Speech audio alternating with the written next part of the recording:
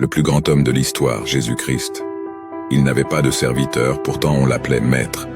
Il n'avait aucun diplôme, pourtant on l'appelait enseignant. Il n'avait aucun médicament, pourtant on l'appelait guérisseur. Il n'avait pas d'armée, pourtant les rois le craignaient. Il n'a gagné aucune bataille militaire, pourtant il a conquis le monde. Il n'a pas vécu dans un château, pourtant on l'appelait Seigneur. Il ne gouvernait aucune nation, pourtant on l'appelait roi.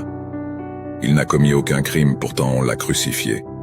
Il a été enterré dans un tombeau, pourtant il vit aujourd'hui. Son royaume n'est pas de ce monde, pourtant il réside dans le cœur de ceux qui croient.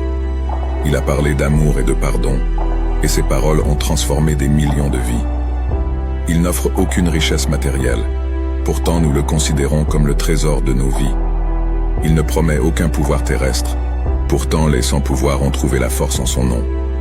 Bien qu'il n'ait laissé aucun écrit, son message a rempli d'innombrables pages. Dans sa faiblesse, nous trouvons notre force. Dans sa souffrance, notre salut. Jésus, le plus grand homme de l'histoire, continue de nous inviter dans une histoire de rédemption, d'amour et de vie éternelle. Son nom est Jésus-Christ. Si vous croyez en ce message, commentez Amen et partagez-le avec quelqu'un que vous aimez.